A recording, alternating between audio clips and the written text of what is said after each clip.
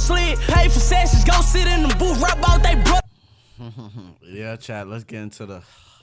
Rob, we talked about the Knicks briefly, or the Pacers, just in the last segment. Let's talk a little more about the Knicks and get to the second round. Go 7 games. Rob, Julius Randle out, Mitchell Robinson out, Jalen Brunson ultimately, Rob, is out because in the third quarter he broke his hand.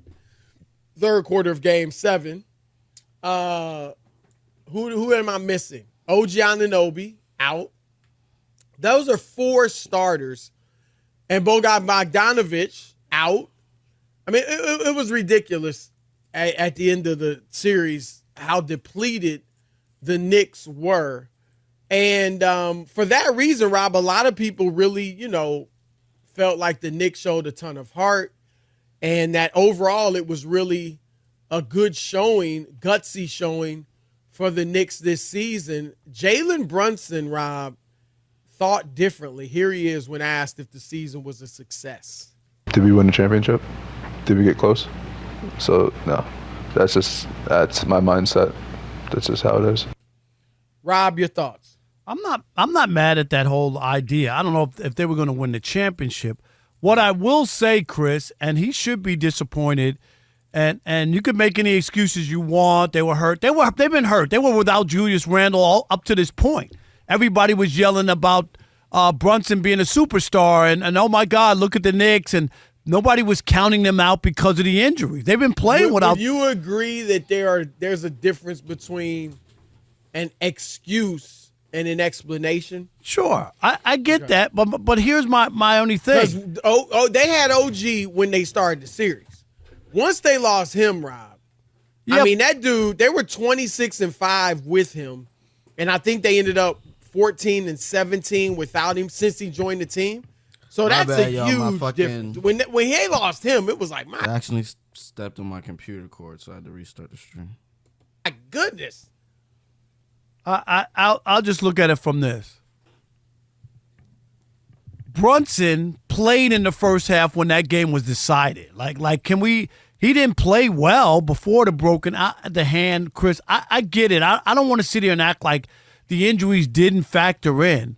But most people I talked to, even going into that game, honestly thought that they had a shot to win. And they did. Of course. And they did. Of course they had a shot to win, but come on, man. They had 4 out of the 5 starters on the bench. They're injured. They couldn't have kept, come on, man. All right, Rob. Well, look, one of the things that made my weekend so good was the Minnesota Timberwolves doing exactly what I said they would do, which is beating the Denver Nuggets in 7 games. Bye-bye, now, it's just Luka. fun to be right. You know that, Rob. We throw out our predictions, and you love to We be thrive right. for it. Are you kidding? Yep. In the first half, Chris, I had baby oil going. Okay, I just want you to know that. Yeah, well, I'm not even. you ain't no baby oil going now. That's for darn sure. I'm just telling you, because after the Knicks lost in 7, you remember I had the Pacers. Yeah. So Baby oil. I was feeling good. yeah. Good, and that did not come to fruition. Okay. Well, here's why it didn't come to fruition. Here was what Rob Parker, after Game 5, when the Nuggets took a 3-2 lead, a microwave take. Here we go. Time to reheat an old hot take that's gone cold. My headphones are not working. Icicle in the middle. It's Microwave Take with the Odd Couple. I'm feeling the same way about Denver. And I think that this is a 6-game series as well. And Minnesota doesn't win again. Wow. Well, what you didn't hear is, Chris Broussard, you're a prisoner of the moment. Yep. You're always wrong. Yep. Jokic is better than Shaq. Yep. All of that madness I had to listen to, knowing I would be vindicated. But I had to take it. And now, Rob Parker must eat his words. And Rob, And now Ant is the face of the league. Take that European shit out of here. Get your shit out of here. here's what I want to ask you. Shout out I'm to not my Europeans on the stream, though. Gonna be belabored. I love you guys. But the rest of Do you think that what we saw, because Denver was up 15 at half and 20, Rob, in the early in the third quarter, like about 10 and a half minutes left in the third quarter. That's a They went up 28-point turnaround, Chris. 20 Yes, it was plus to 30. lose by 8. No, but I'm saying to lose by 8. Oh, right. Well, and at one point they were down 10. Right. You know what It I'm was saying? a 30-point. Yeah. So Yeah. do you think this was a collapse? I'm sorry. By Denver, or was this a great comeback by Minnesota? And we know there's a mix of both. But Right. what do you think is more predominant? I call it a choke. And I call it a choke job on Denver's part, Chris. Not just it's twofold. Obviously, 20 points in the third quarter at home. You don't even have to pour it on. All you got to do is kind of match baskets. You know what I mean? They're going to have a run. You just got to not let it string into, giving up scoring 14 points in the third quarter, having a dud quarter. Yeah, I'm gonna listen to music later. Later tonight, we'll listen to some music, but let's get into some Like that, other where they content that we gotta do. Because if we don't do it, we ain't gonna get shit done. They pick up 11 points. I mean, that's the ball game. And the other part of why I say Ooh, this guy, I love this white guy. Let's talk about Cayman. We've seen a lot of different kinds of sizes. We've seen a baby one, a bigger one. Tell me about these 16-foot plus apex predators of the Amazon rainforest. The big bad black caiman, which is the largest reptilian predator in the Amazon, except for the anaconda. They kind of both share that notch of apex predator. They were actually hunted to endangered species level in the 70s because they're leather, black scale leather. But they're coming back. They're coming back, and they're huge, and they're beautiful. And I was walking near a lake, and I never understood how big they could get, except for I was walking near a lake last year, and I was following this stream. You know what it's like when you're following a little stream, and there's just a little trickle of water, and all of a sudden this river otter had been running the other direction on the stream. River otter comes up to me, and I swear to God, this animal looked at me and went, "Hey," and I went, "Hey." He didn't expect to see me there. And he turned around, he did a little spin, started running down the stream. Then he turned around, and you could tell he was like, "Let's go." And I'm not anthropomorphizing here. The animal was asking me to come with him. So I followed the river otter down the stream. We started running down the stream, and the river otter looks at me one more time, is like, "Yo," jumps into the lake. And I'm like, what does he want me to see? Now, in the lake, there's river otters doing dives and freaking out and going up and down and up and down, and they're very excited. They're screaming. They're screeching. All of a sudden, and I've never seen anything like this except for in like Game of Thrones, this crockhead comes flying out of the water. All of the river otters were attacking this huge black caiman, 16 feet, head half the size of this table, and she was thrashing her tail around, creating these huge waves in the water, trying to catch an otter, and they're so fast that they were zipping around her, biting her, and then going around. And this otter, swear to God, interspecies, looked at me and went, "Watch this. We're fucking with this caiman." Yeah. It was amazing. And for the first time, I got to stand there watching this incredible interspecies fight happening. They weren't trying to kill the caiman. They were just trying to mess with it. And the caiman was doing his best to try and kill these otters. And they were just having a good time in that sick sort of hyper-intelligent animal, like wolf sort of way, where they were just going, "You can't catch us." Yeah, like intelligence and agility versus like raw power and dominance. I mean, I got to handle some smaller caiman, and just the power they had, you scale that up to imagine what a 16-foot, even a 10-foot, any kind of black caiman, the kind of power they deliver. Maybe can you talk to that, like the power they can generate with their tail, with their neck, with their jaw? Yeah. Alligators and caiman and crocodiles have some of the strongest bite forces on Earth. I think a saltwater crocodile wins as the strongest bite force on Earth. And you got to hold about a 4-foot spectacled caiman. And you got to feel, you're a black belt in jiu-jitsu. How do you compare the explosive force you felt from that animal compared to what a human can generate? It's difficult to describe in words. There's a lot of power, and we're talking about the power of the neck. Like what is it? There's a lot. It can generate power all up and down the body. So probably the tail is a monster, but just the neck, and not to mention the power of the bite, that. And the speed too, because the thing I saw and got to experience is how still and calm at least from my amateur perspective, it seems calm, still, and then from that sort of 0 to 60, you could just go wild, Just thrash. and then there's also a decision it makes in that split second whether, as it thrashes, is it going to kind of bite you on the way or not. And that's where of the 4 species of caiman that we have here, you see differences in their personalities as a species. Yeah. And so you can like generally golden retrievers are viewed as a friendly dog. Generally, not every single one of them, but as a rule. Spectacle caiman, puppies. You released one in the river and it did nothing. Didn't bite one of your fingers, it just swam away. We dropped one in the river, and what did it do? It chose peace. Now, I had a smooth-fronted caiman a few weeks ago, and this is probably about a 3.5-footer, not big enough to kill you, but very much big enough to grab one of your fingers and just shake it off your body, just death roll it right off. And as I was being careful, totally different caiman than the one that you got to see. This one has spikes coming off it. They're like leftover dinosaurs. It's like they evolved during the dinosaur times and never changed. They have spikes and bony plates and all kinds of strange growths that you don't see on the other smoother caiman. And I tried to release this one without getting bitten, and I threw it into the stream, gently into the water, just went, wah, and tried to pull my hands back. And as I pulled my hand back, this caiman in the air turned around and just tried to give me one parting blow and just got one tooth, whack, right to the bone of my finger. And bone injury feels different than a skin injury. So you instantly, and it just reminds you of, that's a caiman with a head this big, and it hurt.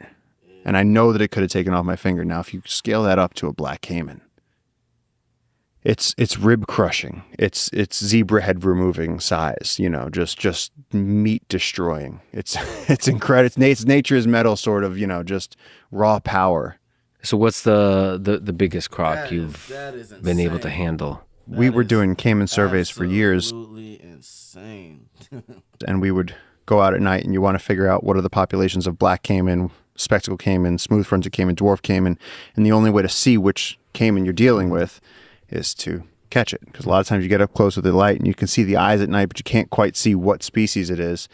For instance, this past few months, we found 2 baby black caiman on the river, which is unprecedented here. We haven't seen that in decades. So it's important that we monitor our croc population. So I started catching small ones. In Mother of God, I write about the first one that me and JJ caught together, which was probably a little bigger than this table. And probably mid-20s bravado and competition with other young males of my species led to me trying to go as big as I could. And I jumped on a spectacle caiman that was slightly longer than I am. And I'm 5'9", so I jumped on this probably 6-foot croc. And Fucking crazy. And quickly realized that my hands couldn't Crazy. You're crazy.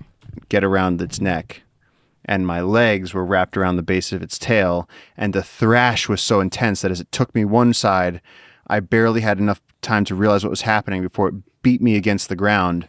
My headlamp came off, so now I'm blind, in the dark, laying in a river in the Amazon rainforest, hugging a 6-foot crocodile. Yeah, you're just stupid. And At this point, you're just stupid. Come on, man. I love this guy, but come on, man. You want to die. went, JJ!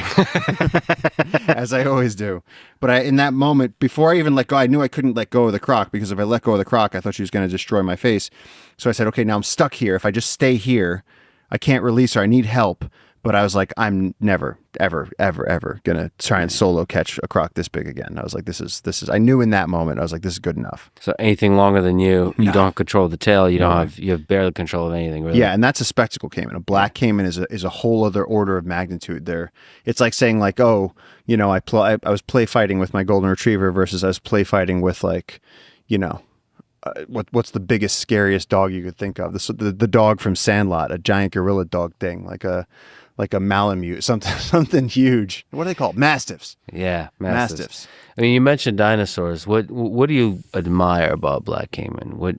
They've been here for a very, very long time. There's something prehistoric about their appearance, about their way of being, about their presence in this jungle. With crocodiles, you're looking at this this mega survivor. They're in a class with sharks where it's like they've been here so long.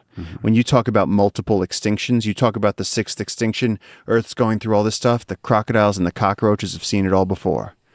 They're like, man, we remember what that comet looked like. And they're not impressed. Yeah, they carry this wisdom. Yeah. In their power. Yeah. In the simplicity of their power, they carry the wisdom. Yeah. And they're just sitting there in the streams and they don't care. And even if there's a nuclear holocaust, you know that there would just be some crocs sitting there dead-eyed in that stagnant water waiting for the life to regenerate so they could eat again. It's going to be the remaining humans versus the crocs and the cockroaches. And the cockroaches are just background noise. Yeah, they'll always be there. Sons of bitches.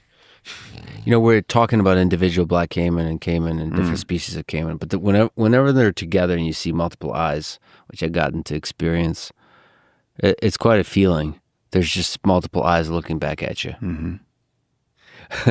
Of course, for you, that's immediate excitement. So I guess that's what's going on with my Streamlabs. Fam.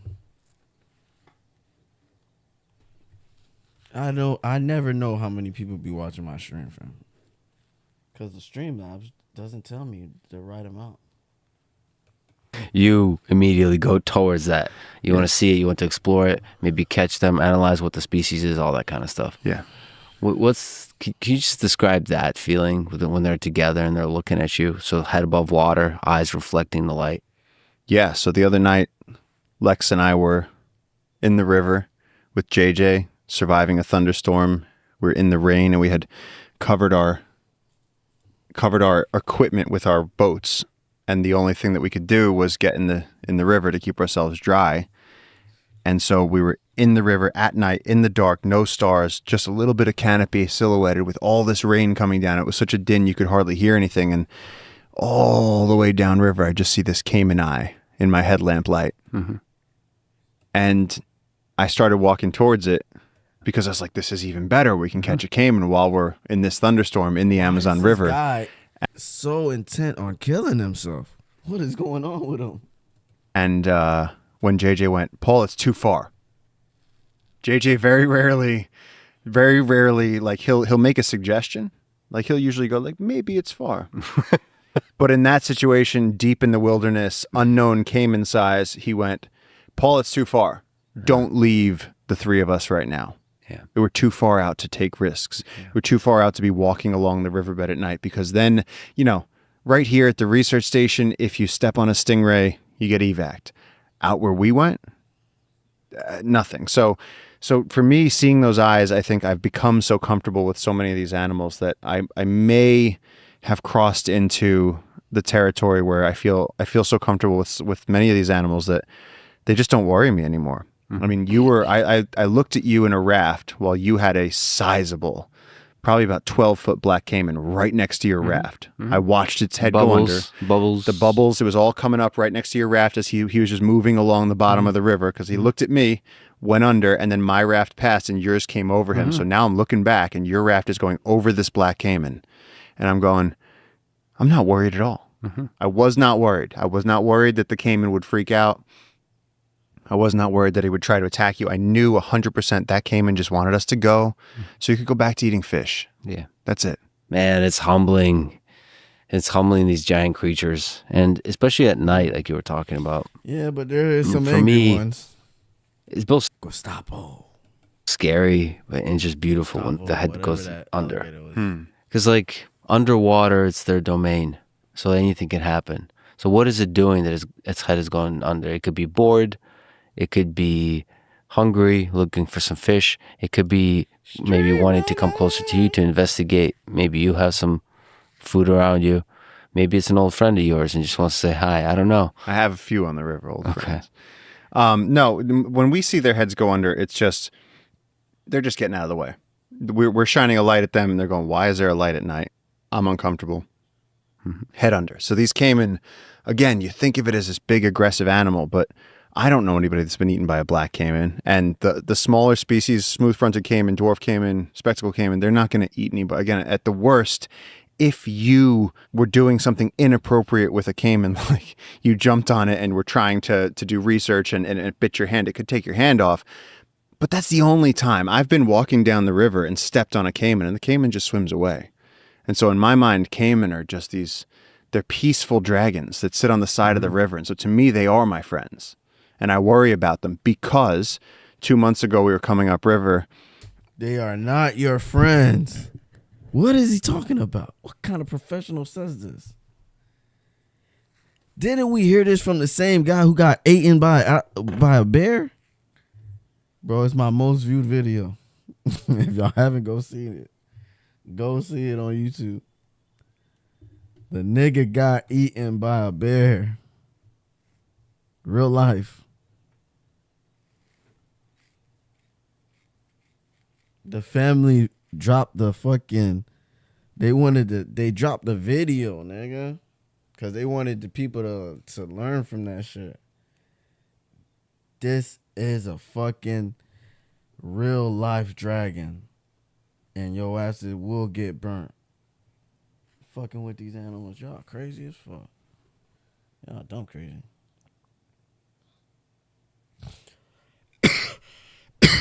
Oh, shit. And on one of the beaches was a beautiful, about 5-foot black caiman with a big machete cut right through the head. Oh, shit. The whole caiman was wasted. Nothing was eaten, but the caiman was dead. What do you think that was? Curious humans? Just committing violence? Yeah, just loggers, people who aren't from this part of the Amazon, because a local person would either eat the animal or not mess with it. Like Pico would never kill a caiman for no reason because it doesn't make any sense. Mm-hmm. So these are clearly people who aren't from the region, which usually means loggers because they've come from somewhere else.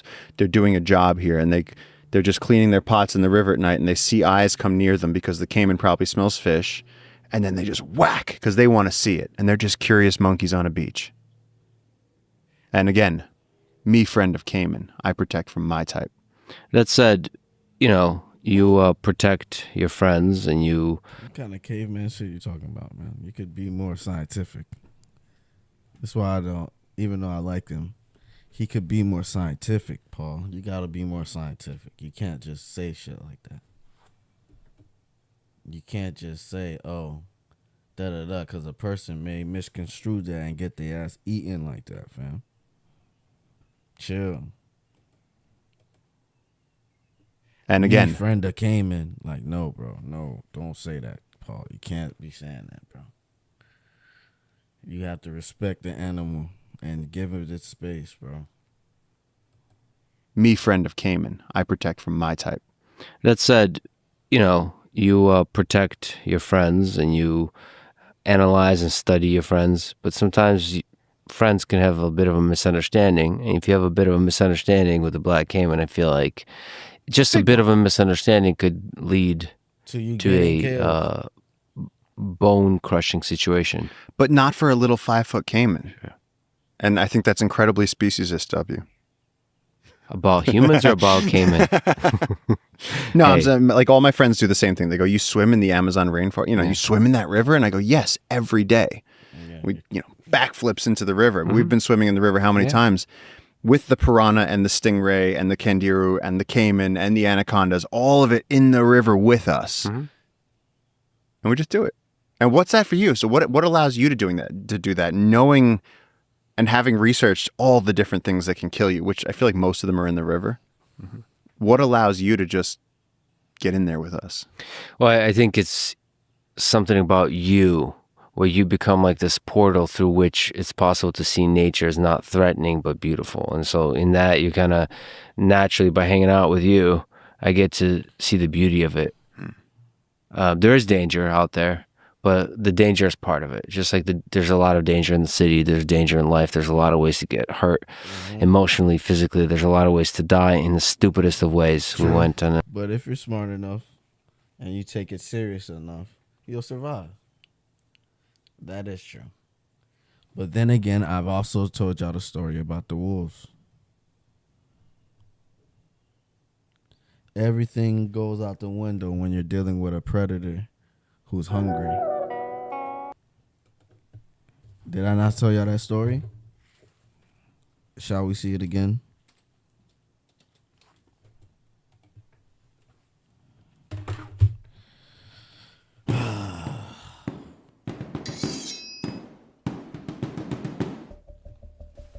There are not many stories of informal truces between enemies during times of war, and World War I had the informal Christmas truce of December 24th, 1914 through January 1st, 1915, between German and British forces on the Western Front. Both sides crossed no man's land, met, exchanged gifts, and, according to the story, even played a soccer match against each other. Many of these soldiers even exchanged addresses so that they could meet up again after the war should they survive. Such was the mutual feeling that the war was pointless in their eyes. However, things were quite different on the Eastern Front, which was just as brutal and the conditions even worse for both Germans and Russians. Yet amazingly, during the winter months of January to February of 1917, a similar event occurred, but for a very different reason. What would make German and Russian soldiers join forces and work together after a year of brutal fighting? How do they operate side by side as allies in a mutual fight for survival? What was the mutual enemy that they faced? Hello, I'm Colin Heaton, former soldier, Marine Corps Scout Sniper, history professor, historian and book author, and we've answered these questions and other issues on this segment of Forgotten History.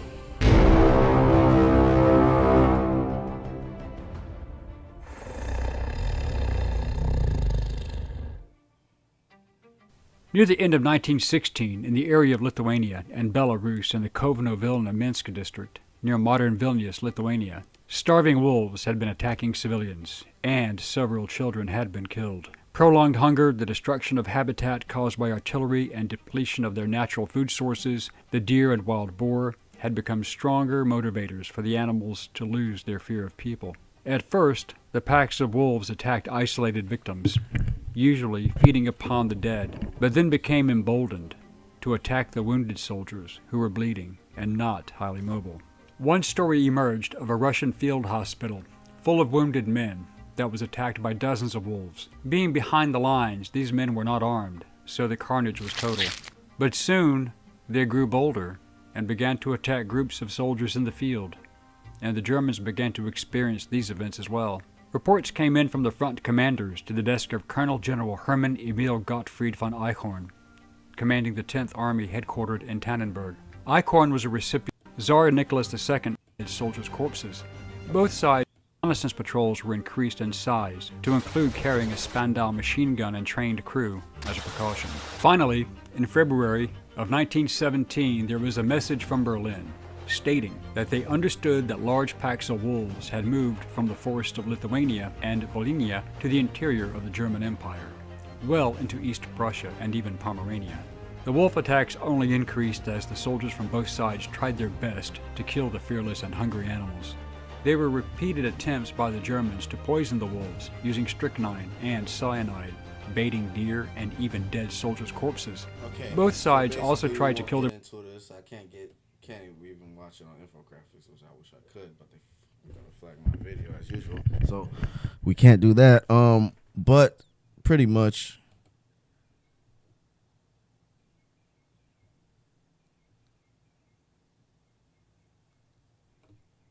a lot of wolves started getting a taste for human flesh after seeing dead people after World War I. All the other animals fled. The humans started eating the other animals when there was no more food. The wolves started eating human flesh. And Steve Rinella on the Meat Eater. Once they started eating human flesh, they fucking started attacking the soldiers. Real life. Podcast. And she was talking about how we accept people getting killed by mountain lions. Real like it freaking happens. life, It happened twice last year. Right. It happens. It's not really common, but it happens. But the moment that people start getting killed by wolves in America, people are going to get furious. Really? Yeah, because they reintroduced wolves. Oh, in that's 1994. right. 144. Thank you for the follow. I see you. Thank you. I think 94. That's how you pronounce your shit. I don't know. That's right. Oh, so that's Thank you, though. they're outraged that we did that too. Yeah. Well, she was basically, they were saying, there was two really interesting things about the podcast. A lot of really interesting things, but two that really stood out was one, that these people they reintroduced these animals in 1994, but there were already some wolves here, and the wolves would have probably eventually made it down there. It was in Yellowstone, right? Yeah. But that we aren't because the fact that they brought them in and it wasn't just a natural fixture. We have this thing like, oh, somebody ruined this, somebody fucked this up. Yeah. And the other thing is that they number them instead of name them, because if you Yeah, that's true. It's like inmates in prison. You just give them numbers. Exactly. So it's easier to kill them. Easier to treat them like cattle. Right. So, but we did. The Joe Rogan The Russian experience. freaking Traveling wolf ass. packs Really, that really small. They still eat people to this day.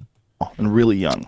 I think ate a lot of it. I think he said Stabbed it with he a- choked it. Oh. Right? Stepped on it? Something like that? Oh, man. Yeah. I was going to ask if you saw this thing going around the internet. Apparently. What if it keeps going and it's a picture of Jimi Hendrix? Wisconsin has a shit. Right, if you pull. It's like the worst clip ever. They're just chatting. The Joe Rogan experience. You're out there with a baby and you don't have any Yeah. food. The baby was fine. She was nursing. Yeah, but your wife doesn't have any food. Yeah. Well, we always had something to eat, just not enough. But I never, ever have been out there when I didn't have something to eat every single day. Some days it was just one rabbit. Some days it was just one ptarmigan, which is very little food. But I've always been able to get something to eat. But this particular year, it was kind of early on. This was the winter 2006, 2007. I hadn't been out there that long. Made a miscalculation. I was counting on caribou showing up because so far I'd always seen a lot of caribou in the winter. That winter they didn't come. If I had known, I could have prevented the situation, but we had taken one moose in the fall. I'd killed a moose in September. And I thought, man, we got 500 pounds of meat. We're set. The caribou will come later in the winter. But it's amazing how much meat you can eat when you're not eating much of anything else. And all that I was eating at that time really was meat, fat, and maybe a cup of berries a day, that I had gathered in the fall and froze. So the moose, we went through that pretty fast. Found out that 2 adults can eat a large bull moose in 3 months, if that's all you got to eat. I've eaten by myself a large bull moose in 6 months. Yeah. But wait, that's not good. So you weren't able to catch food during that whole 3-month period? What the hell were you doing the whole time?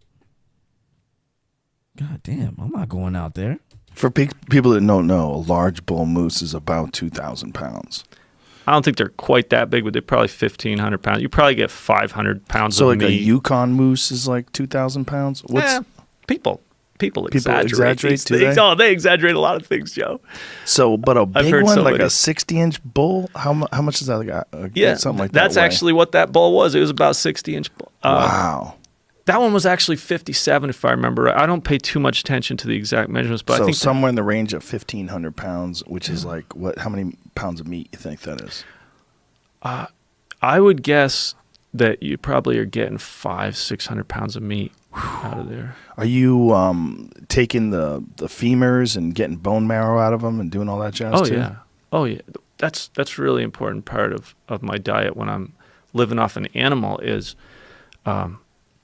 I like variety. And the animal has a ton of variety in it. One caribou will give you so many different options in terms of food if you know how to utilize it. I've eaten everything out of a caribou except the poop, literally. You can even eat part of the antlers when they're Really? Oh yeah, in the spring when they're growing, they're soft on the ends. It's like a pickle. You skin them, you take the velvet off.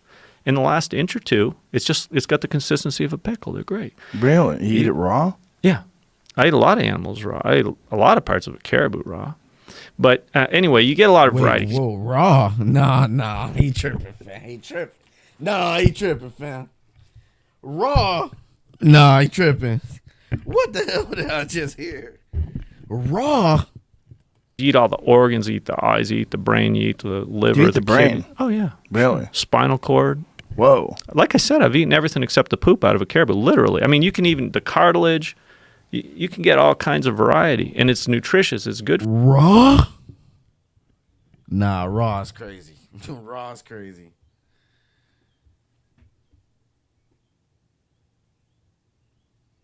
For you. I mean, I learned about all this from the old people that used to eat this way. I would have been right ahead of me. I got to follow this. So You have a rifle? yeah, Yeah, my rifle is my constant companion. I mean, that rifle goes just about everywhere I go up there. So I start just jogging up the mountain as fast as I can go. It's a 5,000-foot mountain, and this caribou is wounded pretty badly. He's bleeding almost continuously, you know. And it's clear to me that if he doesn't make it over the top of that mountain, this wolf's going to get him. I mean, going down the other side, I don't know, but this wolf has a good chance of getting this caribou. This is usually the way they hunt. They injure them, and it takes time. It's not like they just run up and knock them down, you know. They usually hamstring them, right? Yeah, they'll jump on their back. I see a lot of them injured on the big muscle right here on the back leg. Is that what you mean, the hamstring? Yeah, right in here. Yeah, they'll get them in there. You find a lot of caribou injured real bad that get away.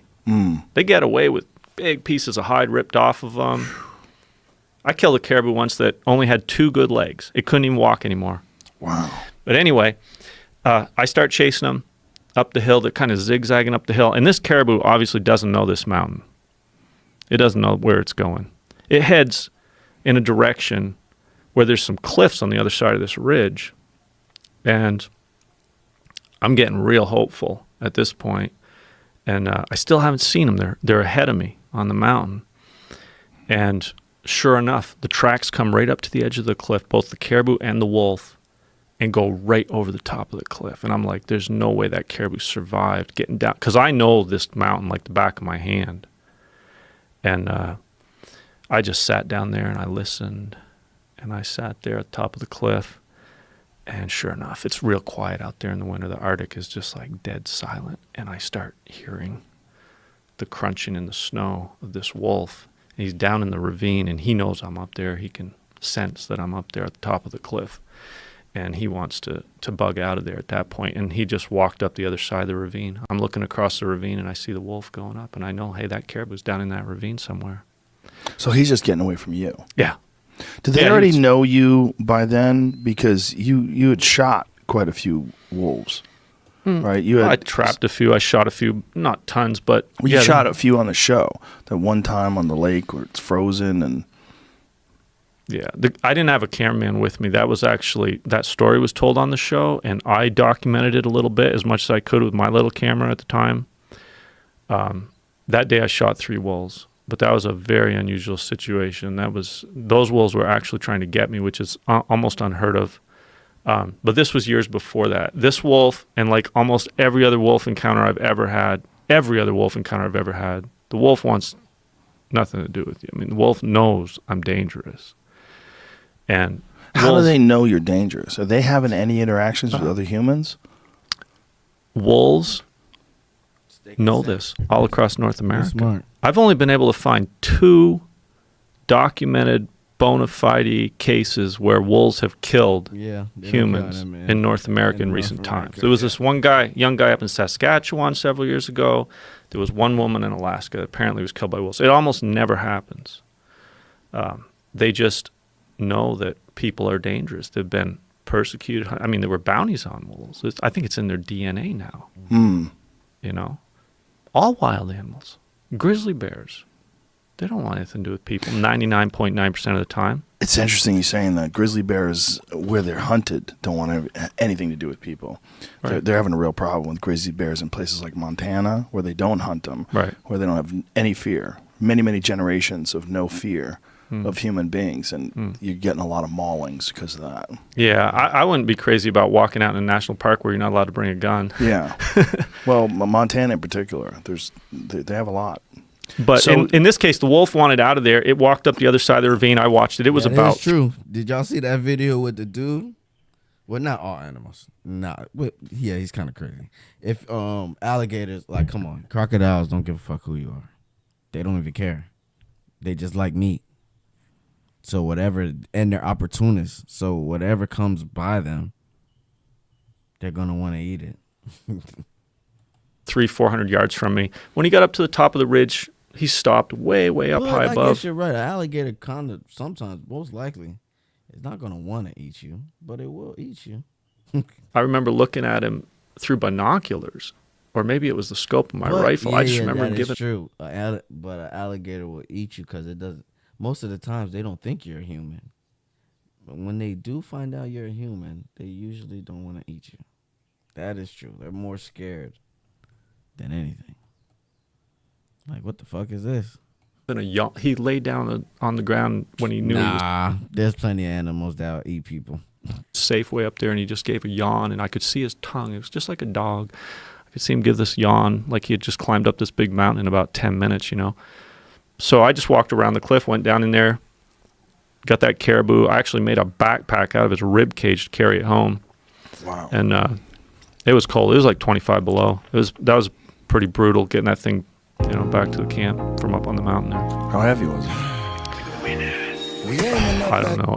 A lot of things I don't weigh, but I'd say a caribou like that probably weighs about 250 pounds, something like that. You know, I obviously don't take all of that weight at one time with me. I carry as much as I can. Did you have a backpack? No, the swamp's too dirty. It's I had a full of frame, and I just stuffed whatever everything alligator in shit out, which I can only assume is people. They don't eat people. They eat people all the time. They don't? Last year, Sarasota County, Florida, Chet Willard, age 16, swimming in the Oak River Canal, killed by an 11-footer. 2 years ago, Chatham County, Georgia, Ruth Baker, age 39, killed in her backyard by a 10-footer. Archer? Same year, Pinellas County, Florida, Walter Jakes, age 70, and his dog, Archer, killed by a 12-footer. 3 years ago, Dade County. Archer! What? What are your three biggest fears? Archer. Alligators, by far the biggest. And so you've memorized every fatal alligator attack? Just in the U.S., I can't find any information on attacks in China. They only live here in China, 2 different species. Chinese alligators are smaller, but their bellies are fully armored, so it kind of equals out. And can we change the subject? Okay, what's your second biggest fear? God, will you it's crocodiles, okay? Wait, do crocodiles even live here? Not here, but in the Everglades. That's like 1,000 miles away. Well, 3 years ago, they caught a 9-foot croc in the surf at Myrtle Beach, so, you know, shit happens. Wow. Not sure I even want to know what your third biggest... Brain aneurysm. What? What does a brain aneurysm have to do with walking around in a swamp? Nothing. It can happen anywhere at any time. That's why it's so terrifying. Oh, my God. Okay. No, the swamp's too dirty. He's true. He said the truth. It can't. Gotta love some Archer. But he's serious. Fucking crocodiles. Can't trust those fuckers.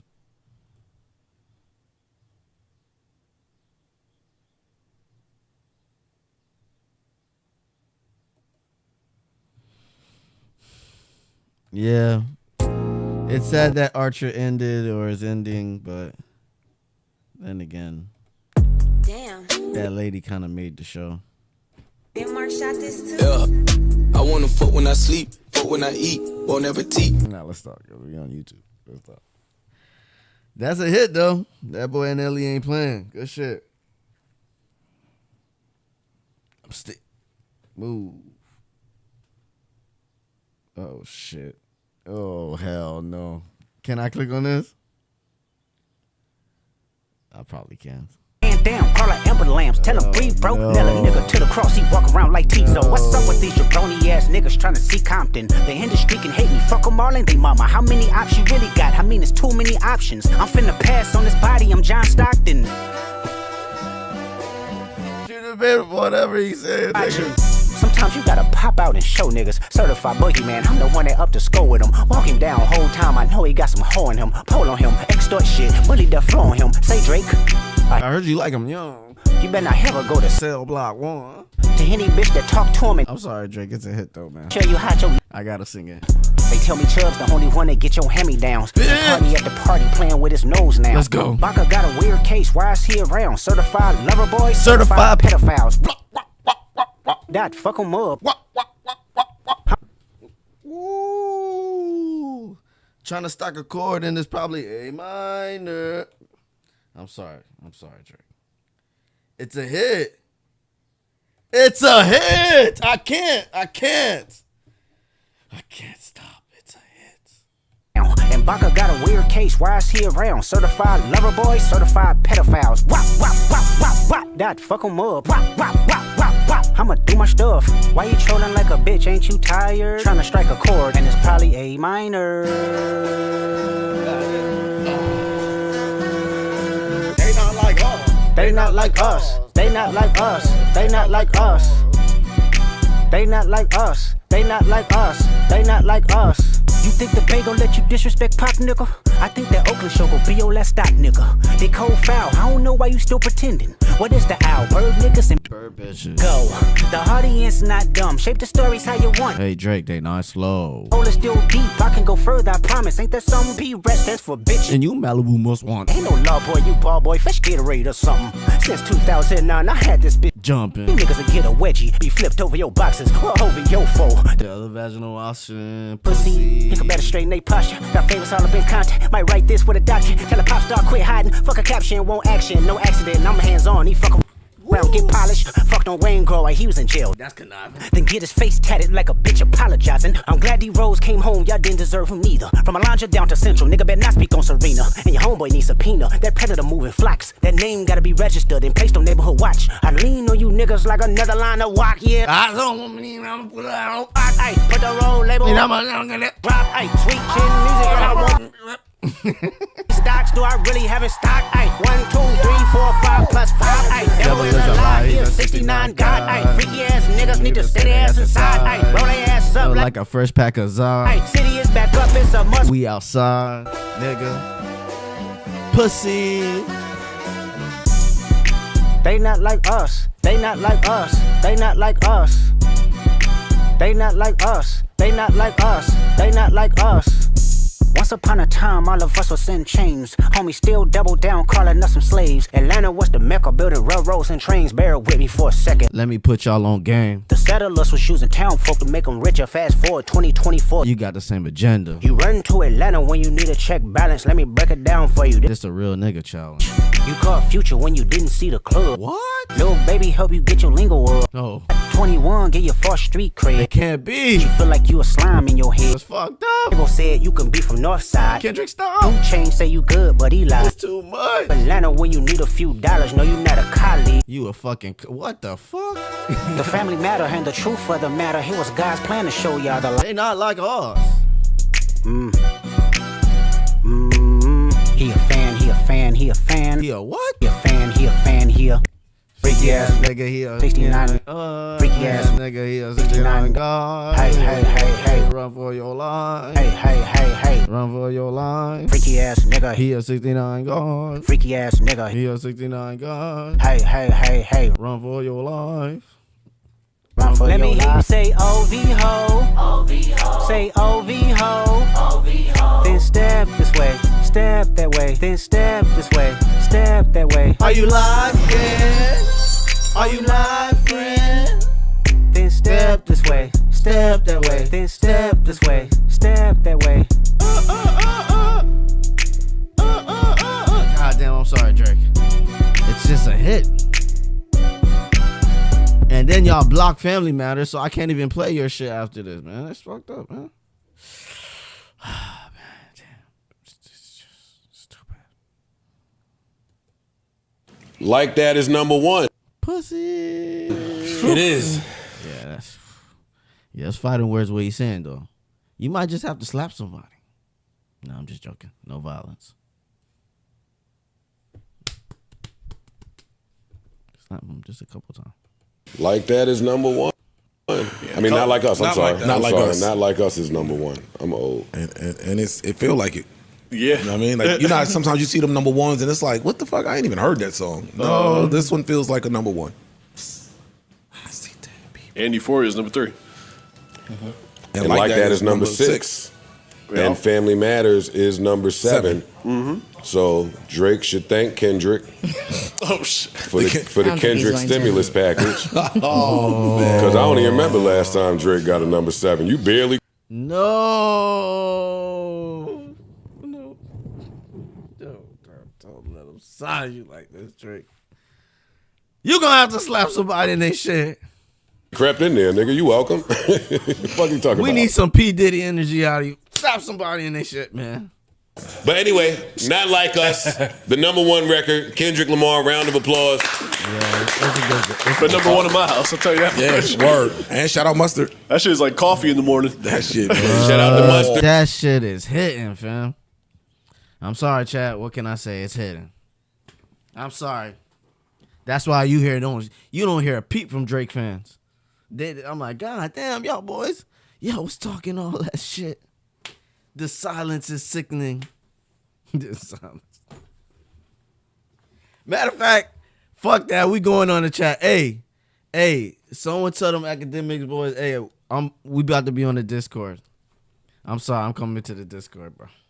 I'm coming to the motherfucking Discord because I got shit to say to the motherfucking chat niggas, which I am part of, but y'all niggas was talking all that shit. You don't hear a peep no more. Silence. Matter of fact, all you hear is, why are you Kendrick fans so happy? Shut your bitch ass up, man. We on y'all ass now, nigga. We on y'all ass. No, we ain't sparing nobody. Academics ain't getting spared. None of his chat niggas, nobody's getting spared, nigga. All y'all niggas that was talking that shit. And I love Drake too. But damn, Drake, why did you get yourself into this shit? I'm glad you can shut the fuck up now, but you should have shut up. Nigga, you got weekend niggas trying to kill you and shoot up your damn house on some shit. What would make you the best rapper of all come down from your high horse to come play games with niggas trying to take your spot? Damn, I made that mistake too, though. It's hard when you see all those arrows all being shot at you at the same time. That shit pisses you off. I've been in that position. I'm like, damn, y'all all gonna shoot at me at the same time? Y'all want me to die? That's fucked up. That shit hurt, fam. That's what nobody's talking about. Yeah, that shit hurt, fam. No, put all that fake shit aside. If that's me in that situation, that shit hurt. All those arrows being shot at you at the same time, bro. Even though it's part of the game, though. When you on top, niggas want to take. Don't matter what you do, fam. Or whenever you feel I'm trying to tell you, it's in our nature that niggas gonna want to take you down, fam. I've seen it with my own eyes. So I just be like, all right, just always keep in mind that, when you on the top, there's enemies. And sometimes, eventually, you can't be on top forever, obviously. But I learned now to step away. All right, man. Y'all think I'm going to have this game? Y'all think I'm going to play games with y'all peasants? I'm richer than all y'all. Then you just walk away. Let them sit on that shit forever, knowing that I'm better than you. That's it. That's it. But to engage in the filth, now they hit your ass. The nigga who wanted your spot is hitting you now. Like, oh, nigga, you thought it was a joke? Nigga, they want your spot. That's the thing. You almost forget what's the point of this? But then again, when you at that point, when you get old, who gives a fuck about that spot anyway? That's why I be laughing at them. Like, who gives a fuck about that spot? Nor do I need none of y'all niggas. I love everybody, but don't think I need any, not a one of y'all, not a single one of y'all. Don't think I need any of y'all motherfuckers. Get your shit straight. If you ain't my family, get your ass out my face. That's all you had to say, Drake. And now you got to deal with this shit. But it's a hit. That nigga got me. I'm singing that shit in the shower. I know you're not a pedophile. But goddamn, man. That nigga Kendrick made that shit sound good. Complete lies. He made those complete lies sound good. You see why you don't get involved with battle rappers?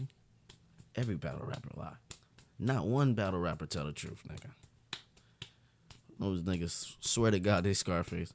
When I see him, I'ma stab him in the throat. And then I turned on, I seen a kid. I broke his leg in half. And I ate his skin like a zombie. Ate his body up.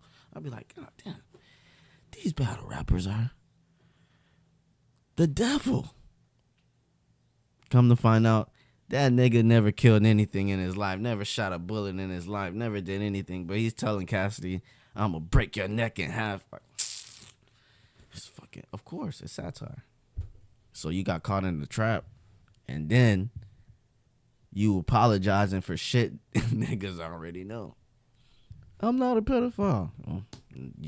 That was, to me, that is the complete L. When I told y'all that, what did I tell y'all? I was here with y'all, fam. I said, when Drake made that track, that is the confession of an L. Everybody's going to take this as an L now. It's like, so you got outplayed. You dropped a diss track, which was a good-ass diss track. This nigga dropped another diss track in like 10 minutes. He used one of your fucking methods, dropping back to back. I can keep this shit going for days, chat. He dropped your methods of going back to back.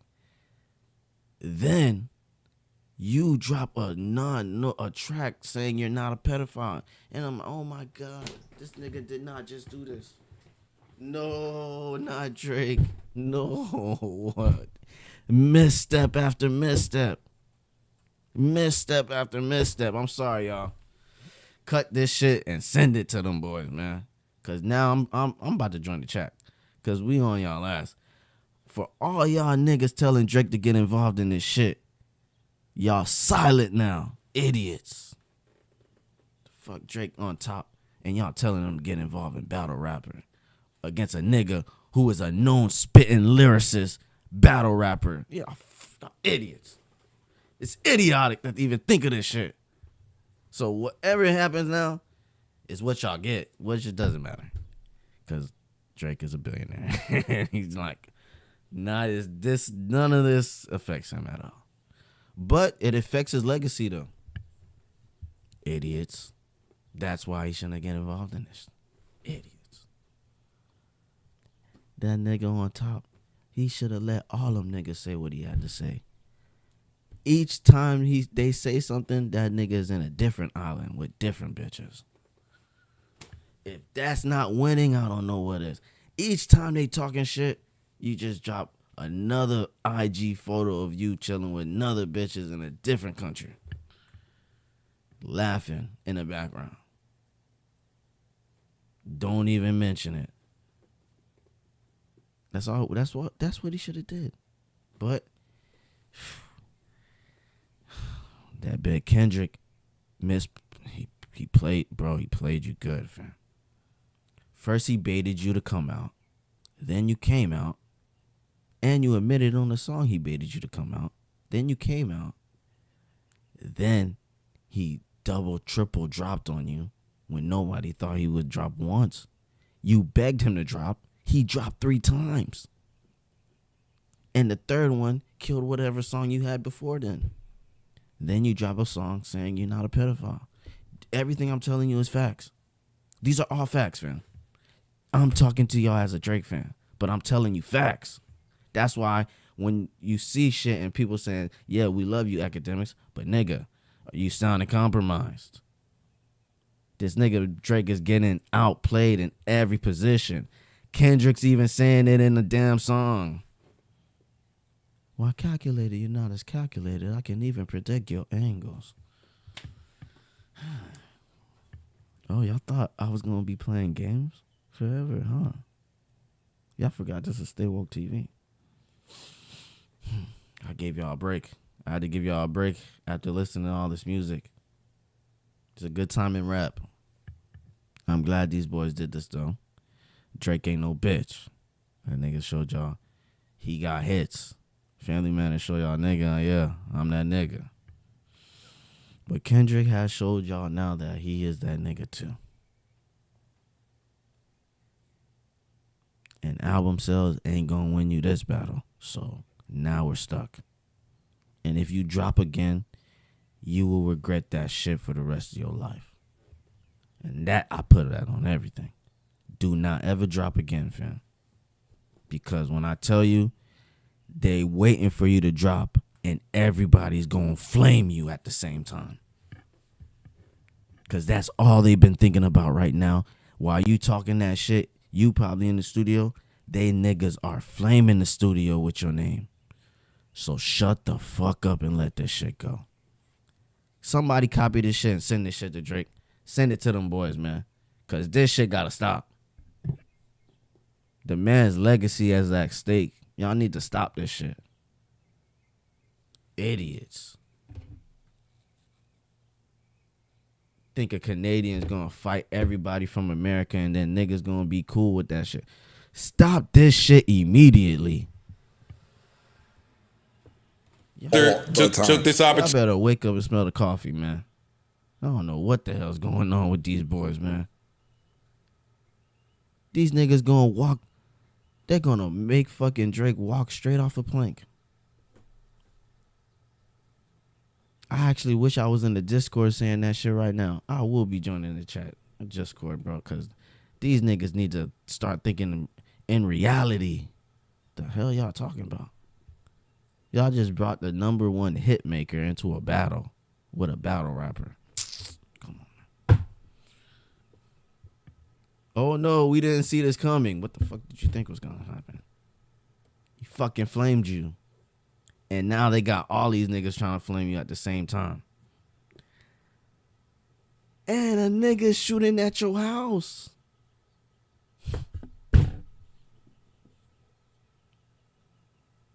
People's like, oh, Drake's now he's gonna say something. What else can he say, nigga?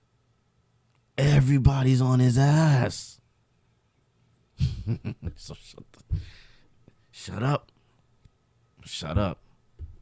Let it go.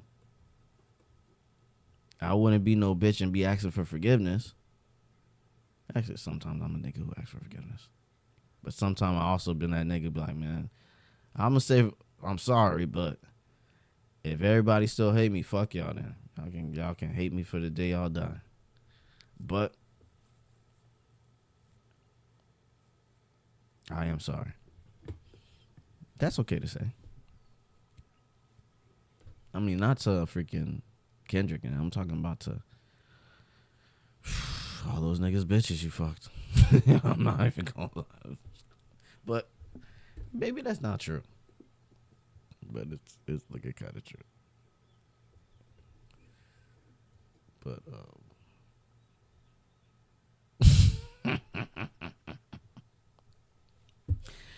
yeah, I think it's them niggas' fault.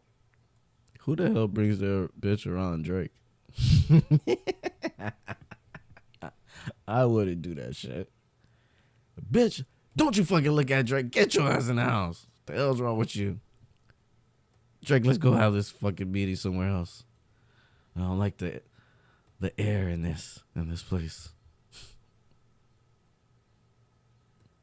Do you think the Knicks need to act? Cannot trust that nigga for shit. God damn. Nigga fucking everybody, bitch. Star alongside. God damn. My bad, y'all. The only reason I brought this up because I seen the chat niggas was like flaming him up. And now when they took the L, they wondering why are these niggas so happy?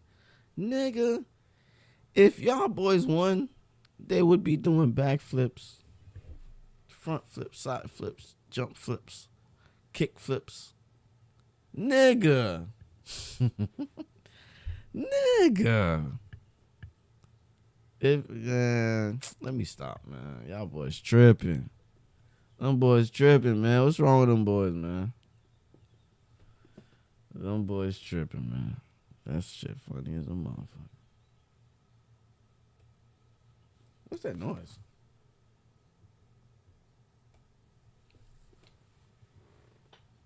Oh. Amazon truck.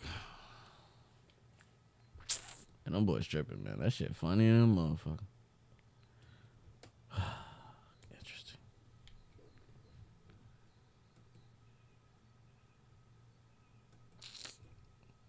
It's funny because I'm a... I love flaming them boys. I'm gonna flame them boys, man. Y'all niggas can't be hiding. The fuck these niggas got going on?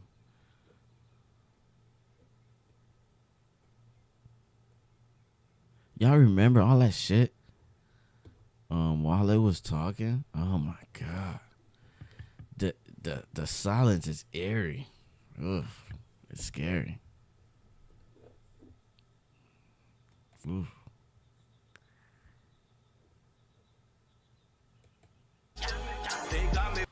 If I was Drake, I would be happy. Actually, I'm sad. I'm sorry I brought this up because P Diddy is making us forget about Drake's savage L that he just took, which is probably the biggest L he probably ever took in his career. Well, nah, this is definitely worse than Pusha T. A hit song that says he's a pedophile. Come on, man. That definitely. OV Ho, come on, man. That takes a cake. Just the biggest L. And the people who was involved with this biggest L was his fans. They flamed him up, man. This is why I realized, man, you gotta be careful, fam. Niggas around you will flame you up, bruh. But nigga, but when you realize the shit you up against, then you start realizing, wait a minute, what the hell?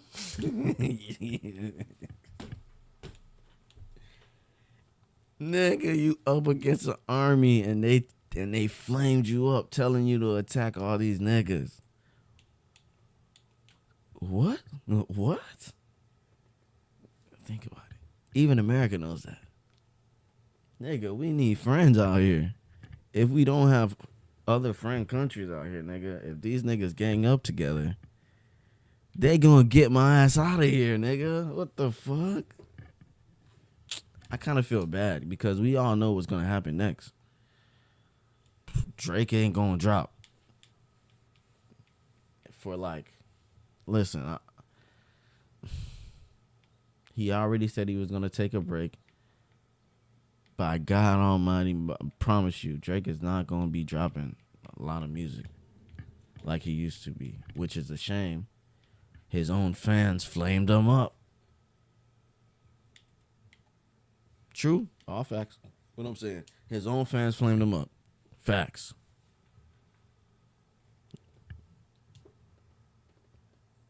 You have to respond. No, you didn't. You have to say something back. Oh, you got the response you wanted. And the worst part of it, is it? This is the real worst part about it. We can obviously, Kendrick's team knows the internet better than, it's pretty much us.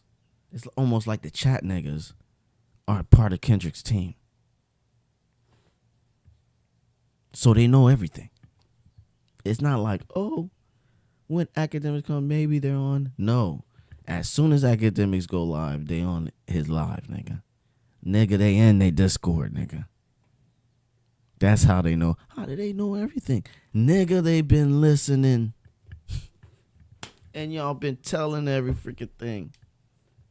But y'all did not tell this nigga to shut up. And it was a it was a mistake. Misguided mistake.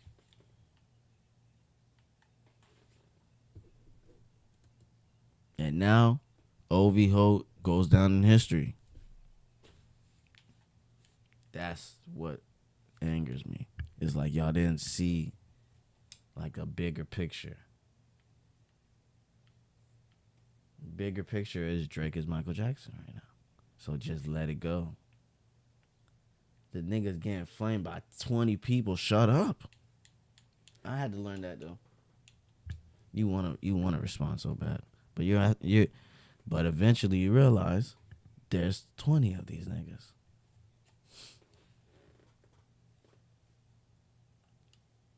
Eventually, I can't keep ducking all these arrows. They're gonna hit eventually. And these niggas ain't gonna. Come on, man. Oh, Drake should drop again. So what do you think? Drake's gonna drop, and these niggas are what? Just don't have songs like they're not anticipating Drake to drop. What do you think their next move is? They're begging for Drake to drop. The smartest thing Drake could have did is finally what he did now. I'm not dropping no more. Y'all got it, bro. Y'all got it. He gotta take the L though. It's too late. He should have said it in the beginning. Too late. Facts. Now that nigga P. Diddy is out diddling kids. Do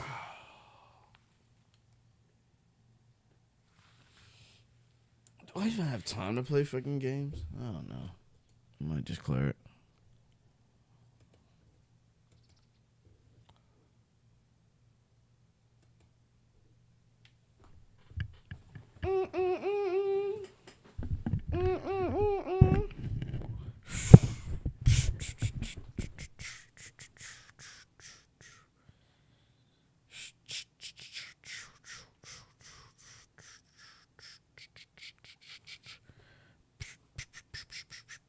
I wouldn't even battle a battle rapper.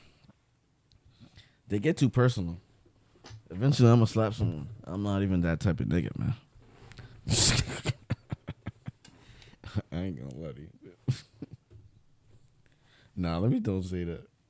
I remember I gotta keep this stream PG. I ain't even that type of nigga, man. You cannot be dissing me in front of my face like that. Hell, fuck. No, hell. I don't even care if it's fake. I don't give a dang.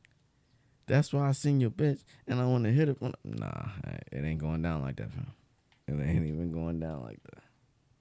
You tripping.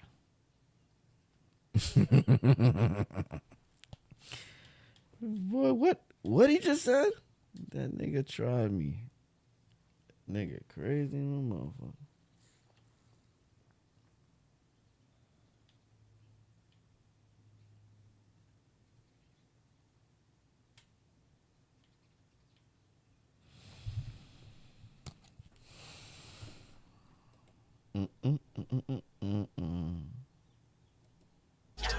They got me feeling like I'm academics.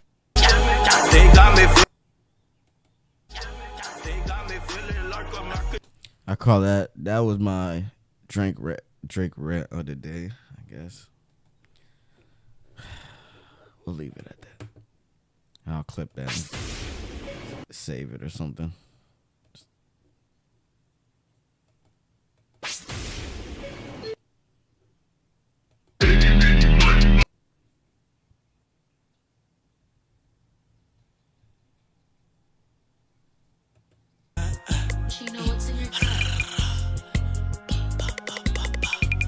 I think Kendrick probably will do an unprecedented move.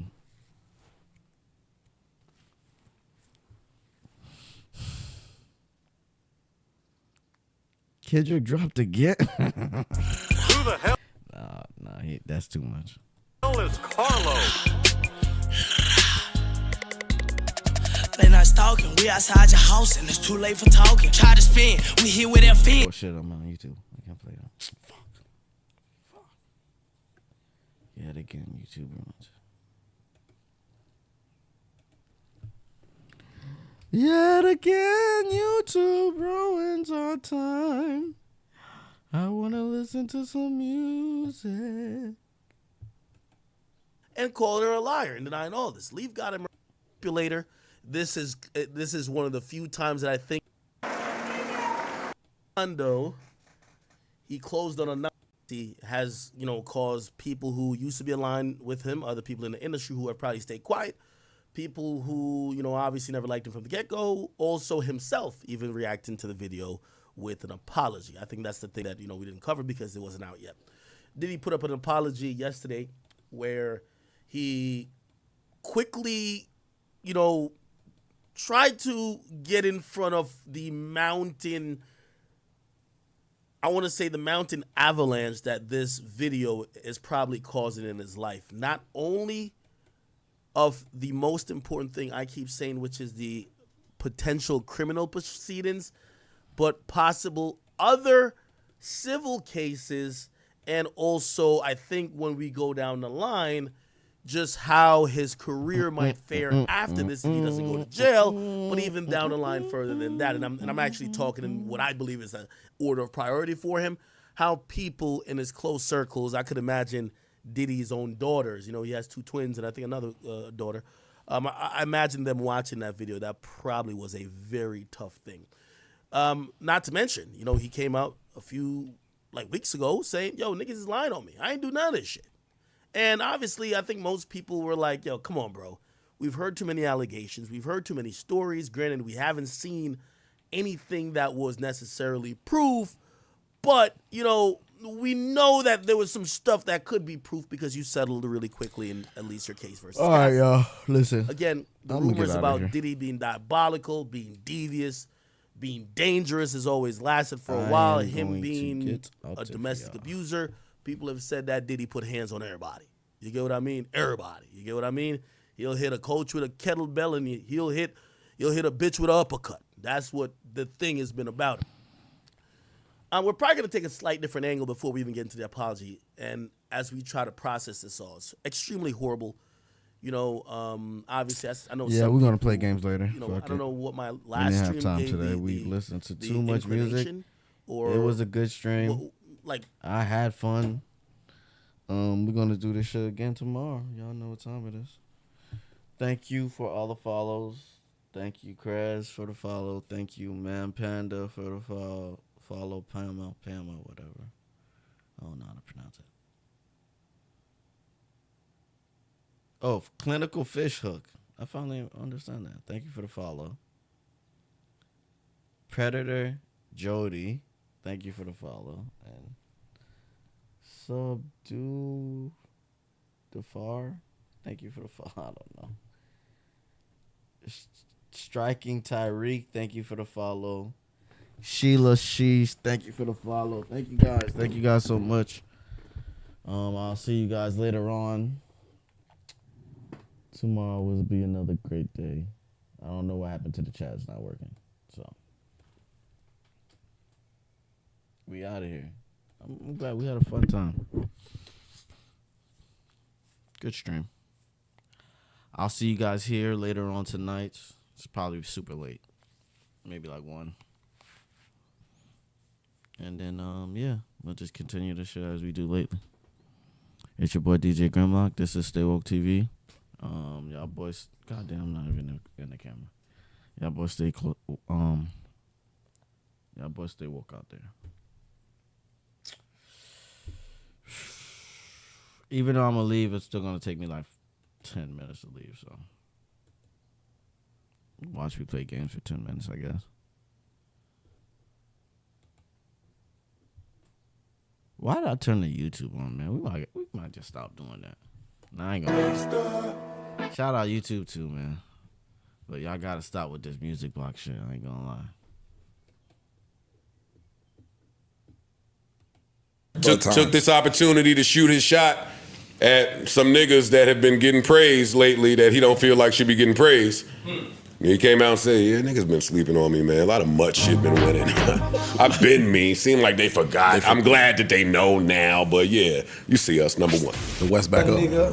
The West is up, ain't nothing to say. Yeah. Well, that's a good record. The West is up. The record won. I'm not now. Drake fans in the street have been approaching me to pod. I'm sure. Oh yeah, They want a pod outside. They want a pod. I've been dodging them. Nigga. No, they've been wanting to pod, bro. I'm Wherever in the they run strip into you. club, dog. I don't want to hear about none of this shit. Also, getting a lot of requests from strip clubs to have us come pod in there. In the strip club? Yes. What's going on? You know me. I'm shut them down, so I didn't even get to ask that part.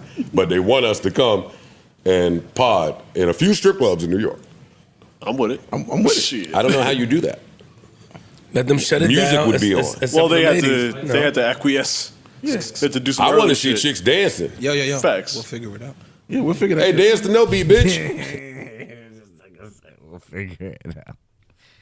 God damn, y'all boys old as hell. Go to sleep.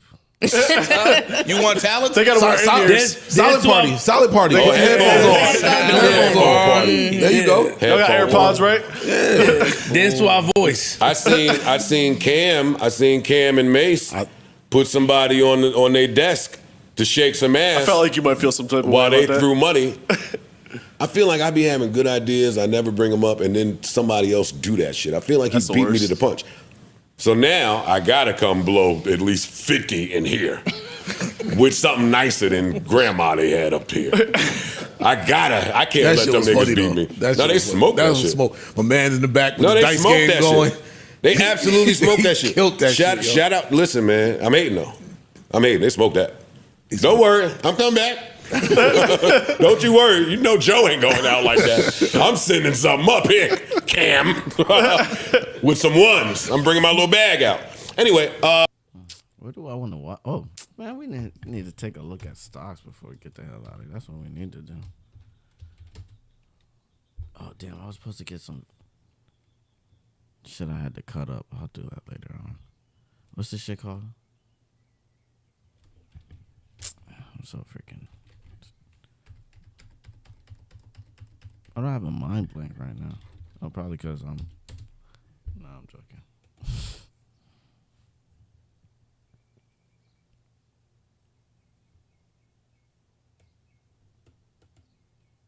% for the year to date, recovering ground from that April pullback. But the biggest test, of course, might come Wednesday when NVIDIA reports Q1 results. Stock bouncing off a slew of price target increases today. Here to give us his read on the tech trade is Niles Investment Management founder and portfolio manager Dan Niles. Dan, great to have you. Interesting, provocative thoughts about NVIDIA on X this morning. You do think huge beat and raise, but maybe the pricing adjustment Friends, shout out friends. What's going on? Is more muted? Yeah, I think you've got two things obviously balancing out. The stock's up over 90% year to date, obviously up over 500% since the end of 2022. And everybody on the planet knows there's a huge beat and raise coming. And so I think that's the negative in the sense that expectations are sky high. The positive is... What, you like the NFL?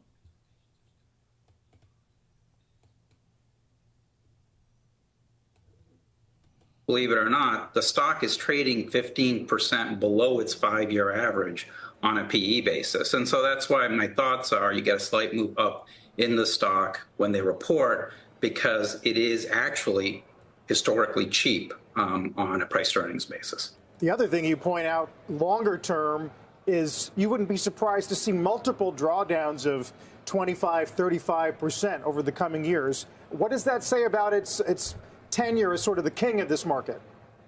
Well, I think if you go back, one of the things I try to focus on is, do we have an analogy for this period of AI infrastructure build? And of course we do. It's called the internet build out. What is it? It's on in the YouTube. 90s on Cisco, which became the most valuable company in the world in 2000 for a period of time.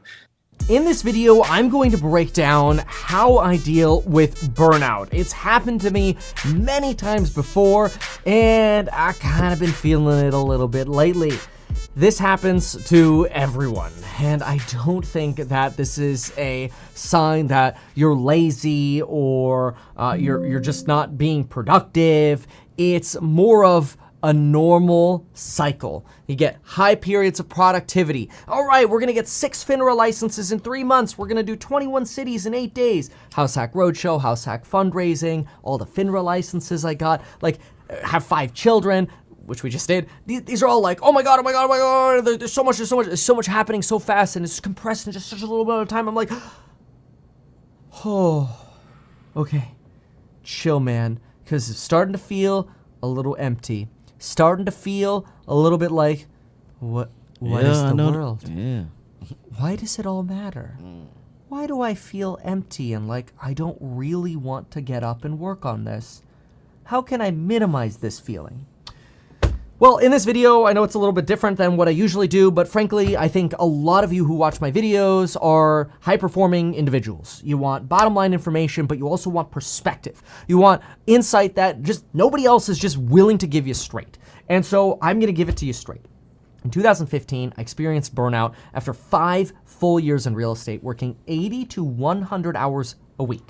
That's insane. It was insanely stressful, mostly because in 2015, I did the most transactions I've ever done before in my career, all by myself. It was over 55 transactions, average about 10K per deal in commissions. So I was doing You see, I like you, Pamela. Okay, we're gonna get along nice.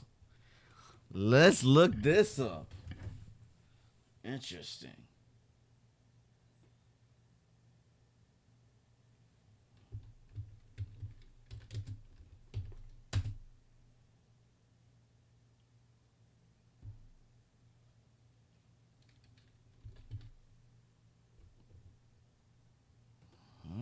A werewolf?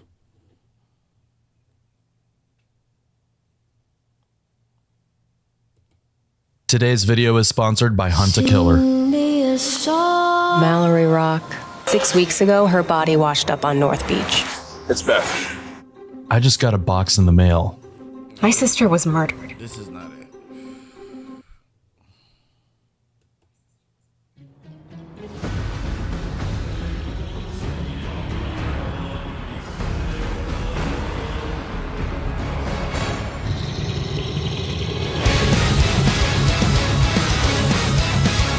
What the hell is this?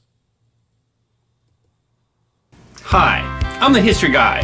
I have a degree in history and I love history, and if you love history too, this is the channel for you. Yeah, I realized that it wasn't that. Don't worry. I'm not an idiot. Between 1764 and 1767, a huge beast terrorized the population in an 80-kilometer square area of southeastern France. It was described as being as big as a calf, with a huge maw full of razor-sharp teeth, and in a 3-year period, it killed more than 100 people. And if you think that this is just a myth or a legend, it is not. There were dozens of witnesses. The attacks were well documented. Whatever it was something real. You said the link. I don't see no link. And while the attacks stopped in 1767, the beast itself was never positively identified. The Beast of Gévaudan is an enduring mystery of history, and it deserves to be remembered. Send the link again. The first attack occurred in the summer of 1764. A young woman who was watching a herd of cattle was charged by a huge beast, the likes of which she had never seen before. But the bulls in the herd managed to fend it off with their horns, and so she escaped with mere scratches.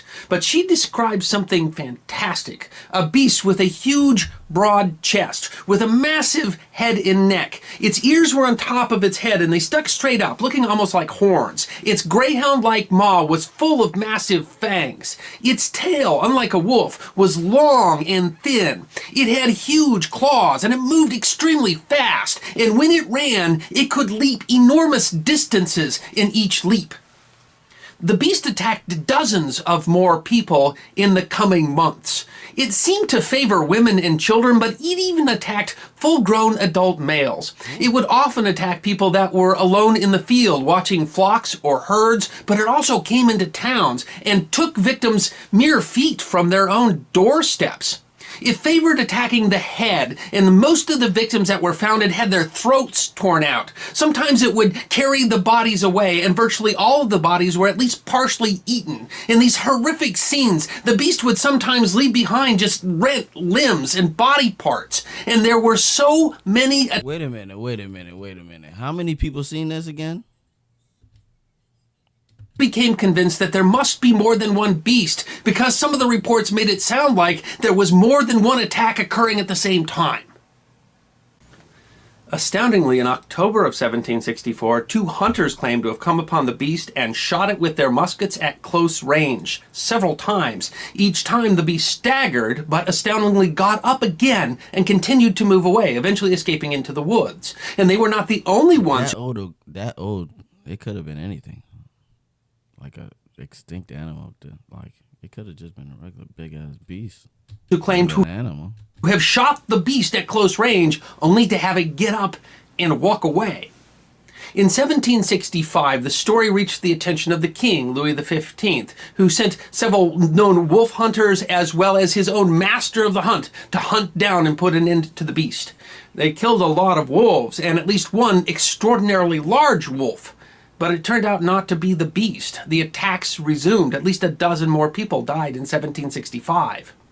The beast continued to terrorize the region clear until June of 1767, when a large hunt was organized by a local nobleman and a local farmer named Jean Chastel shot another huge wolf. The attack stopped, and so it was assumed that that was the Beast of Gévaudan, and Jean Chastel was a local hero. It is a terrifying story, but were all these attacks... Yeah, it was a wolf. Attacks really just the result of one extraordinarily large wolf? Well, there are lots of theories about the Beast that's crazy. of Gévaudan, but three are most credible. The one that is most commonly accepted is that these attacks were simply the attacks of packs of wolves, and that public hysteria exaggerated the description of the animals. Wolves were known to attack livestock in Europe and people as well. Wolves were responsible for at least thousands of deaths in Europe in the 16th, 17th, and 18th century. But the patterns don't necessarily fit. Wolves generally attack weaker prey and very rarely attack, say, full-grown humans who could defend themselves. An analysis of the attacks that were attributed to the Beast of Gévaudan showed that that beast attacked adults at a rate 6 times that of other known European wolf attacks. All right, he's right in a way.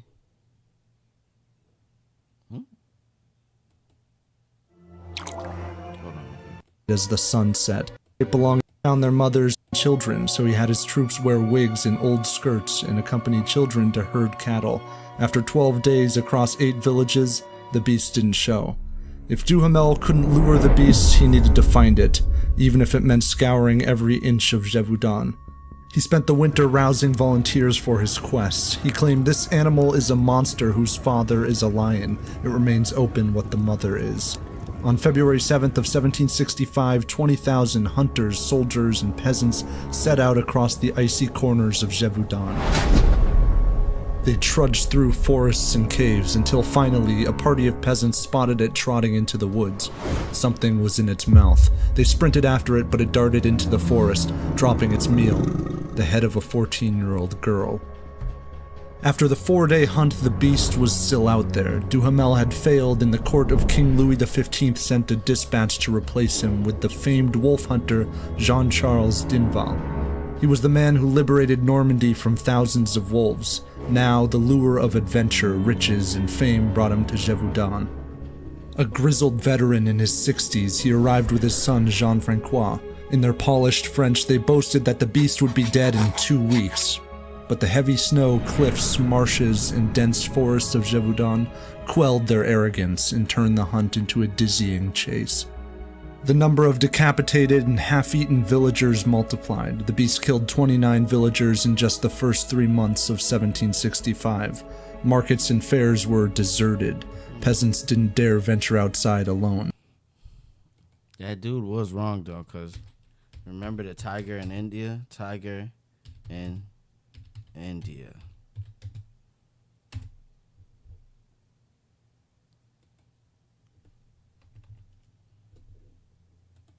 Over a period of 200 years, they think somewhere in the neighborhood of 300,000 people have been killed by tigers in the Sundarbans. Isn't that nuts? I mean, it's just like that number, it's unfathomable. There was a boat filled with 5 guys, and one tiger swam out to the boat, killed a guy, dragged his body to the shore, jumped back in the water, swam out to the boat, killed another guy. Did it with 3 different guys until he got tired of killing people. That's insane. Killed 3 people in a boat of 5. So these 2 guys that lost 3 of their friends just in their pants. They swim. Yeah. Oh yeah. They Tigers swim. are crazy. And what's crazy about the Sundarbans too is there's saltwater crocodiles, there's tigers, there's bear. I mean, there's elephants. Yeah, there's Asiatic sun bear there. It's just like it's this. That's the crazy story. Y'all didn't have any weapons? What the fuck? Crazy little habitat. And I know a couple photographers that have been in there and they're like, you don't see anything. It's like huge, tall tufts of grass. You know, everything can hide perfectly, and it's all there, and you just don't see it coming. Over a period of 200 years, they think somewhere in the neighborhood. Oh shit! Oh shit!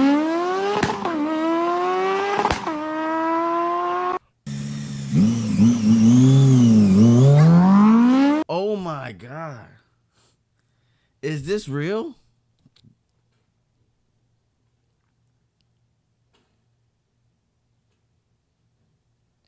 No fucking way. That was over real. See the Siberian tiger.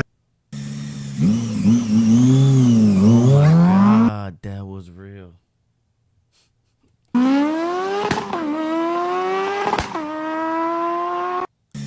Did he shoot or was that his motorcycle?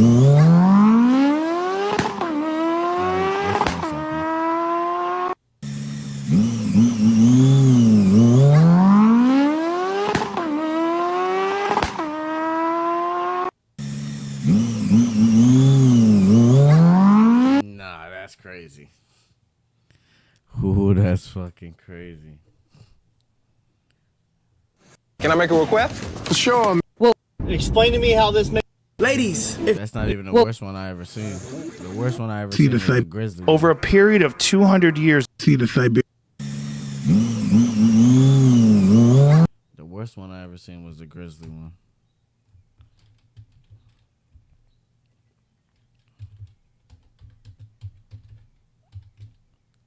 That was the closest call. I'm pretty sure there's real ones where people actually die. We can't see those on YouTube. But this guy got lucky. Actually, I don't even think we can play it, actually.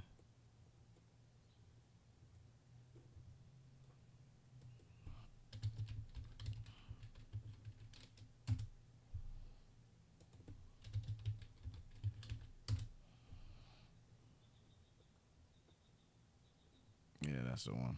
You know, as the host of Easton Bow Hunt, well, I may not be here right now talking about 10 years of Easton bow hunting.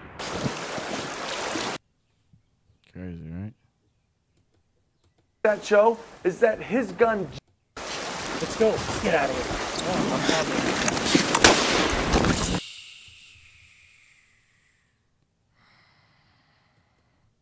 Huge sow. Talk about a pucker factor? Well, that was one. Let's go. Get out of here.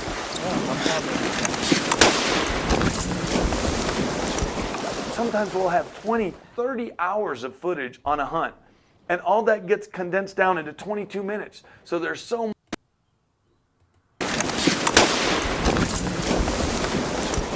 Sometimes we'll have 20, 30 hours of footage on a hunt, and all that gets condensed down into 22 minutes. So there's so much. Sometimes we'll have. Let's go. Get out of here. That thing didn't care if it was human. It didn't care what it was. It didn't care what it was. It was gonna kill it. It's a mom. A 1,500-pound beast. Too bad. Too bad Bears don't know how to play football, because then we would really see a show. What the hell y'all talking about? These niggas are 1,500 pounds and they run like a nigga. Imagine a nigga this big, 1,500 pounds, running a 4 flat. Like, that shit's gonna catch you, bro. Every grizzly attack I seen was straight vicious. Happened in an instant. Niggas are big. Sometimes we'll have 20, 30. But the good thing about this is these things are only live in Alaska and shit like that. The nigga, we have bears in Florida too, but they ain't big. They're little small shits.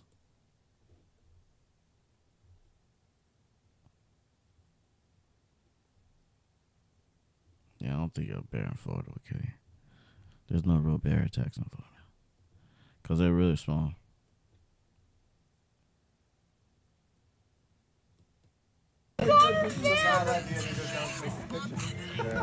What the fuck is happening right now? Sean, hit your cigar. 0 fucks.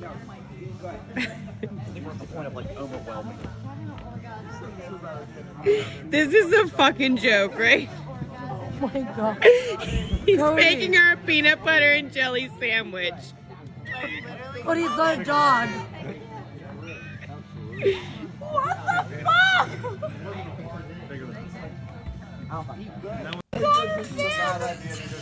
He's just hungry. Not that crazy to think of. So anyway, I'm out of here, y'all. Thank you guys for watching. Shout out to friends. You ever see that police guy in Louisiana?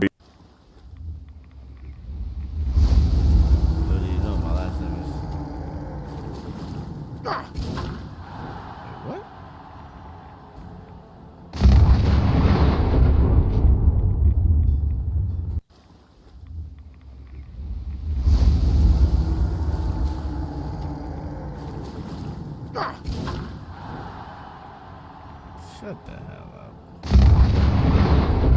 That's cap.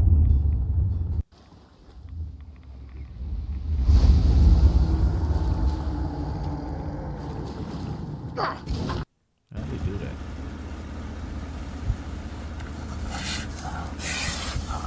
Oh, come here. Come here. Yeah, he's oh. He's crazy.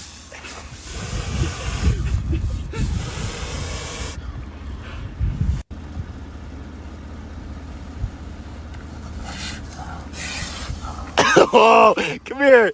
Come here. Oh.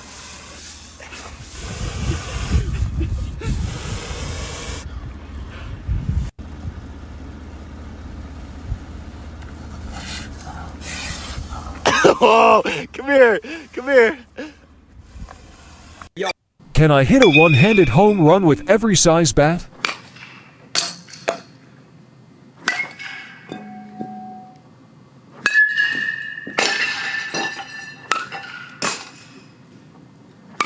Last one. Stay strong. Did you? Get out. Get out. No way! Can I hit a one-handed home run with every size bat?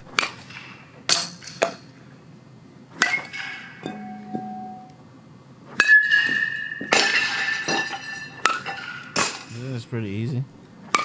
Last one. Stay strong. I was trying to think about it. Did you? Get out. Get out. Yeah, pretty easy. No way! Can I hit a one-handed home run with every size bat? I mean, it's not that easy. But not the hardest shit either. Now, if he was throwing the ball 90 miles an hour, I would be impressed. Last one. Stay strong. Did you? Get out. Get out. The man's lobbing it to you. Of course you're going to hit a home run.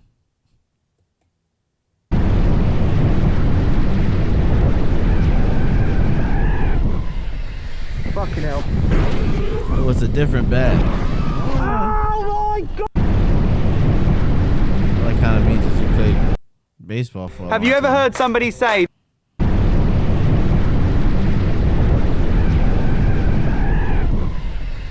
Fucking hell.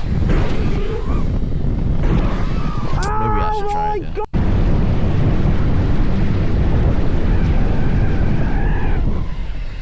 Fucking hell. Oh my God.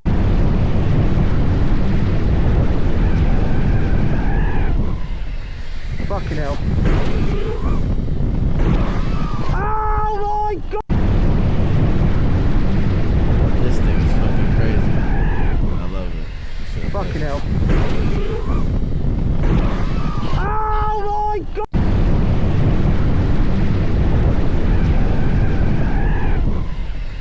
Fucking hell.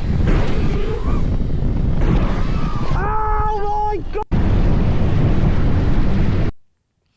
The hardest part of that shit is the landing. Fucking hell. Because you hit the freaking board so hard.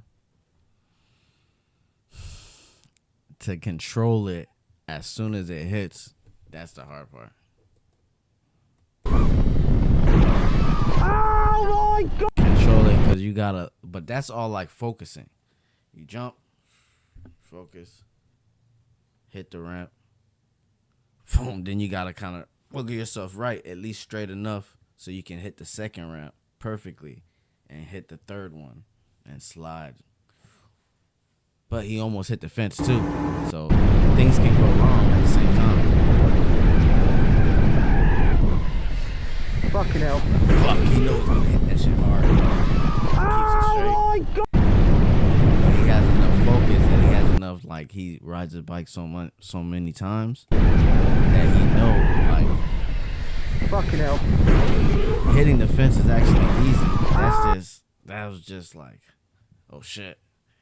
Like, oh shit, I'm gonna hit the fence. So your brain is like works so quickly that it knows it's gonna hit the fence. It's already turning because it kind of knows how the bike moves. Well, fuck. If I in this direction, I gotta quickly turn. This is almost like a split second, bro. That's the craziest part about it. So it's like it's doing all of this shit without you even thinking about it. It's a second nature. Fucking hell. Your body knows after riding the bike and jumping so many times, if I don't have control of the bike when it hits the floor, I'm gonna freaking fall and break my freaking I'm gonna fall. So I'm gotta have enough strength to be able to feel the force and the weight of hitting the floor, keeping the bike straight, to go straight and hit the second.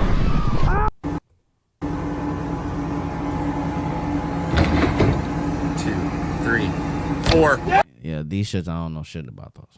I would never be able to do flips like that in my fucking life. That was the most insane flip shit I've ever seen. Jump. Fucking hell. Hard part. That's why he says fucking hell. He knew he was gonna smack the bottom. And it's hard to keep control of the bike. Fucking hell.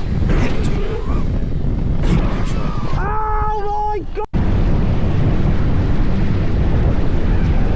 But at this point, I don't even think this is you. I think this is kind of muscle memory. Everything here I kind of think is muscle memory and your brain working before you can even think. Practice.